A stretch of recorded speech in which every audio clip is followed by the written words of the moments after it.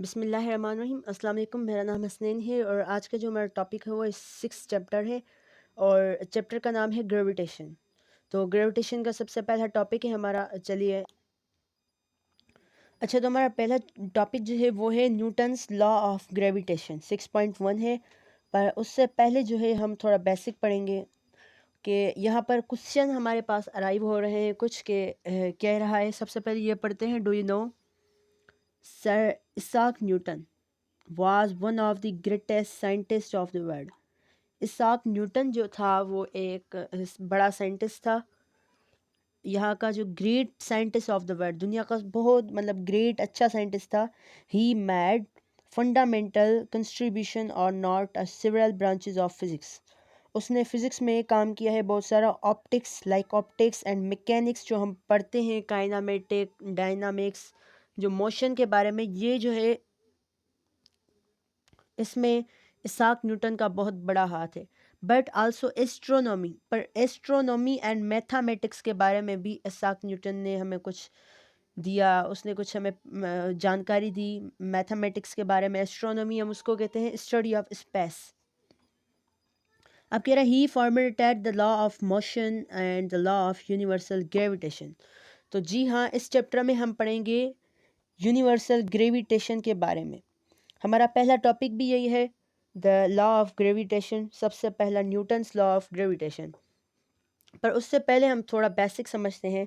What a leaf which drop from a tree, यानी जो पत्ता जो होता है वो दरख्त से टूटता है, तो यहाँ पर कह रहा है वो क्यों गिरता है नीचे, यानी ज़मीन की तरफ नीचे ही क्यों गिरता है, वो ऊपर की तरफ आसमान की तरफ क्यों नहीं जाता।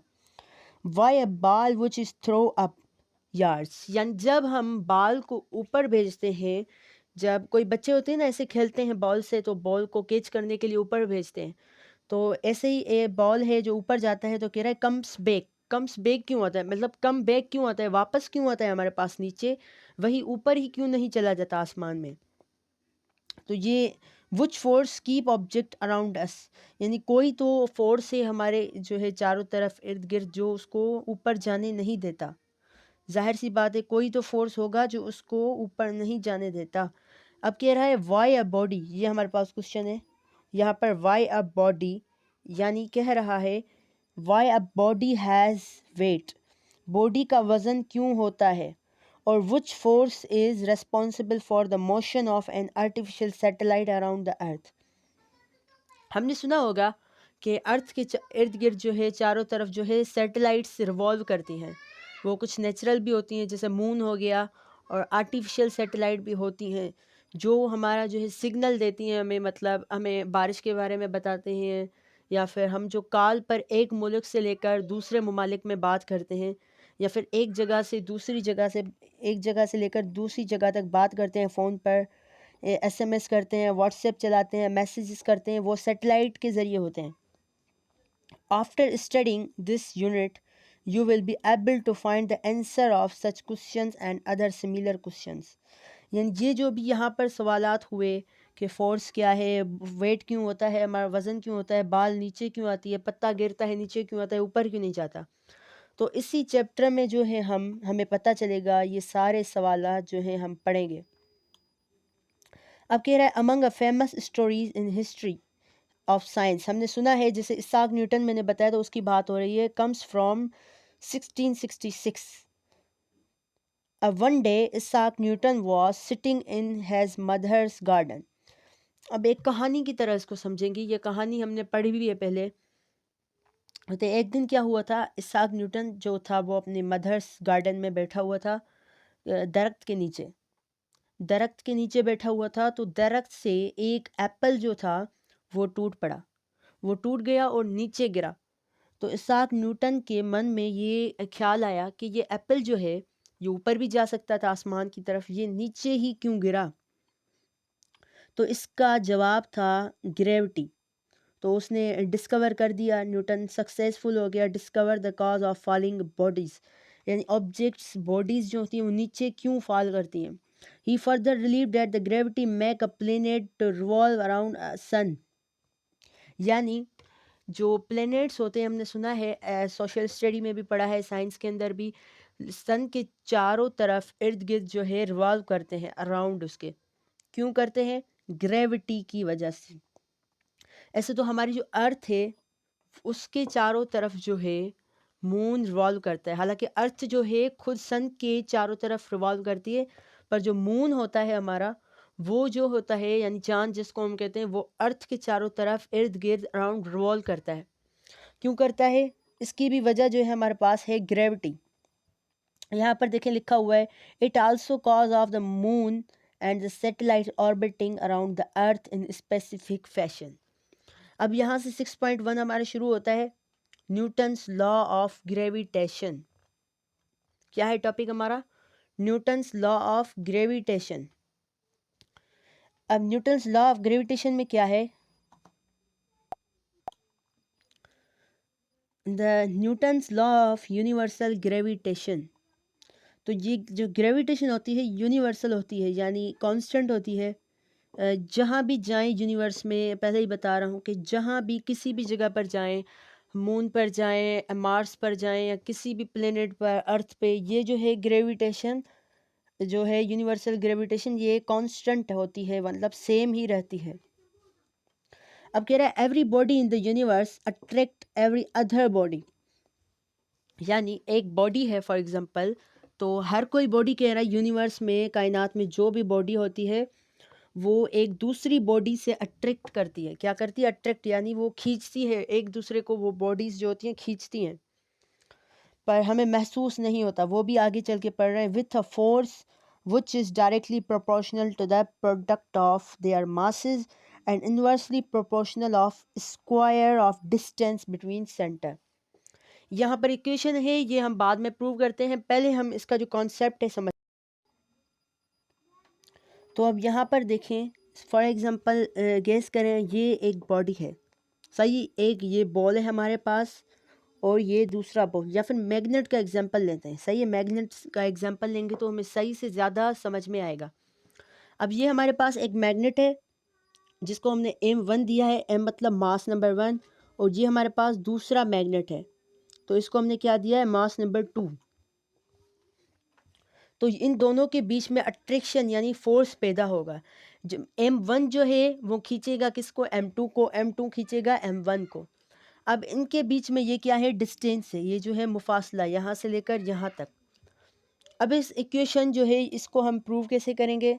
फॉर एग्जांपल ने दो मास होते हैं हमारे पास, दो मासेस होते हैं, दो ऑब्जेक्ट होते हैं, तो जब हम उनको करीब लाते हैं, मैग्नेट होते हैं जैसे, जब वो करीब आते हैं यानी उनके बीच में डिस्टेंस कम होता है, वैसे दूर होते हैं तो डिस्टेंस ज़्यादा होता है, अगर पास में होते हैं तो डिस्टेंस उनका फासला कम हो जाता है, मतलब एक दूसरे के करीब आ जाते हैं। जब करीब आते हैं तो इनका जो है फोर्स ऑफ अट्रैक्शन जो होता है वो ज़्यादा प्रोड्यूस होता है। क्या होता है यहाँ पर?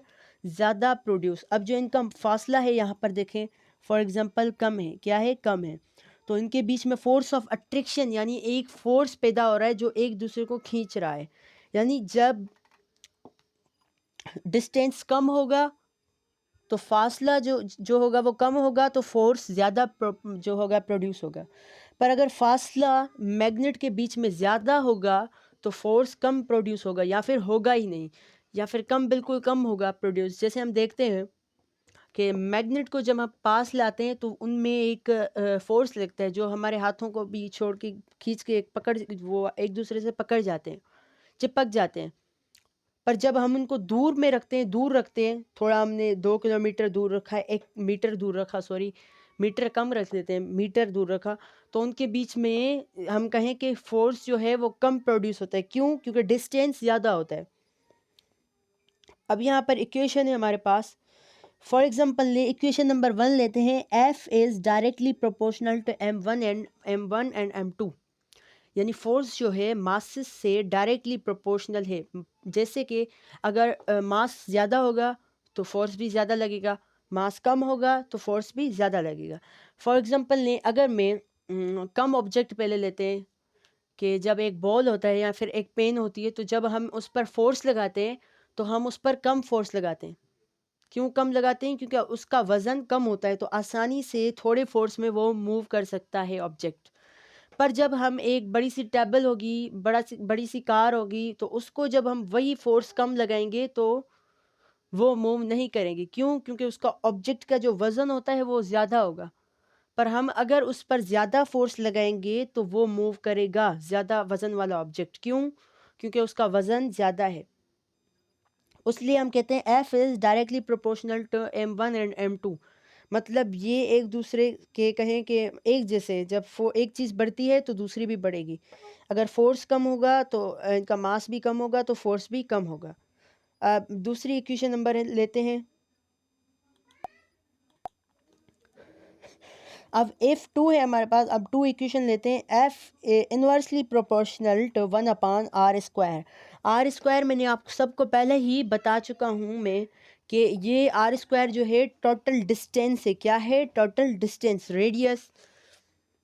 अब क्या है यहाँ पर डिस्टेंस? क्यों फोर्स के इन्वर्सली प्रोपोर्शनल है? क्योंकि जब डिस्टेंस बढ़ता है तो फोर्स ऑफ अट्रैक्शन कम पैदा होता है, जब डिस्टेंस कम होता है तो फोर्स ऑफ अट्रैक्शन ज़्यादा होता है। Inversely means oppositely. अब इन दोनों इक्वेशन को हम कंबाइन करेंगे। वन की जगह पर हम एफ, तो जो एफ उसमें भी था उसमें जो सेम होता है उसको हम एक बार लिखते हैं। अब उसमें m1 m2 था, वन को हटाकर हम m1 m2 लिख देंगे अपान में r² सेम।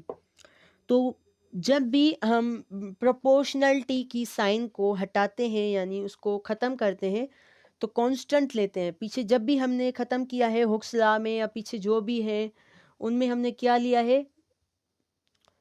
कांस्टेंट लिया है, कांस्टेंट के कांस्टेंट लिया है। पर यहाँ पर हम जी कांस्टेंट लेंगे, capital G, because of gravitation के बारे में बात हो रही है। अब जो कैपिटल जी है उसका मतलब है यूनिवर्सल ग्रेविटेशन कांस्टेंट, यानी ये कांस्टेंट जी है हमारे पास, जिसकी एसआई यूनिट की वैल्यू है, the value of G is in SI unit is 6.673 into 10⁻⁻11। -11 मतलब ये बहुत छोटे में छोटी वैल्यू है। अब इसको हम newton metre square kilogram inverse 2 कहते हैं। ये इसका यूनिट है एसआई यूनिट में। This is very small value G. अब जो सवाल था वहाँ पर मैंने आपको कहा था कि ग्रेविटी जो होती है, जो हमारा वेट होता है, क्या होता है? वेट। हमें यहाँ पर फील क्यों नहीं होता कोई ऑब्जेक्ट, या फिर हम भी जंप देते हैं तो हमें फील क्यों नहीं होता कि हमें एक फोर्स लग रहा है? Why do not feel the gravitation of force of attraction between objects? मतलब जो दो ऑब्जेक्ट जो हैं आपस में करीब होते हैं तो हमें ऐसा क्यों नहीं लगता कि मतलब वो इतने करीब हैं आपस में, उन पर फोर्स लग रहा है? तो इसका आंसर है due to the very small value of G. G की छोटी वैल्यू की वजह से, यानी जी की वैल्यू जो है इतनी छोटी है, कितनी? -11 है, 10⁻⁻11 है। तभी जो है जो ऑब्जेक्ट्स के बीच में है जो हमने बताया कि फोर्स, वो हमें महसूस नहीं होता। अब जी और स्मॉल जी, कैपिटल जी और स्मॉल जी के बीच में डिफरेंस है, तो पहले कैपिटल जी पढ़ते हैं। It is universal gravitation constant, सही है। और स्मॉल जी है, it is acceleration due to gravity, gravity की वजह से, which determine the gravitation of force acting per unit mass. अब है हमारे पास it has the same value everywhere. ये कैपिटल जी यानी ग्रेविटेशन की बात हो रही है। अब ये जो है हर जगह पर मैंने बताया था सेम रहती है, पर जी स्मॉल जी की वैल्यू हर जगह पर डिफरेंट होती है। It has a value 6 point, या वैल्यू मैंने अभी बताई। पर जो ये दूसरा है हमारे पास जो स्मॉल जी है, it near the earth surface has value 10 metre per second square और 10 न्यूटन किलोग्राम।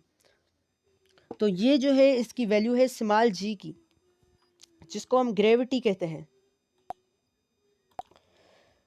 तो कुछ की पॉइंट्स थी, की पॉइंट्स जो है gravitation, Newton gravitation law of के बारे में। Gravitation force has following characteristics. It is always present between every two object, यानी मैंने बताया कि ये जो होता है ग्रेविटेशनल फोर्स दो ऑब्जेक्ट के बीच में होता है। उसके बाद it exit everywhere, it exist means ये मौजूद होता है हर जगह पर इन यूनिवर्स, कहीं भी चले जाएं, और कांस्टेंट सेम वैल्यू से ही मौजूद होता है। इट परफॉर्म एन एक्शन, यहाँ पर कह रहा है it perform an action reaction pair, यानी एक फोर्स लगाता है दूसरा उसका उल्टा फोर्स लगाता है, यानी अपोजिटली फोर्सेस लगते हैं। मतलब फोर्स एक जगह से लगता है, रिएक्शन हमें उल्टा मिलता है। अब it is independent of medium between the objects, ये फोर्स इंडिपेंडेंट होता है बीच में किसके, ऑब्जेक्ट्स के। It is directly proportional to the product of masses of object, it is inversely proportional to the square of distance between two centre of objects, hence it follow the inverse square law. तो ये हो गया हमारा complete. अभी के लिए अल्लाह हाफिज़।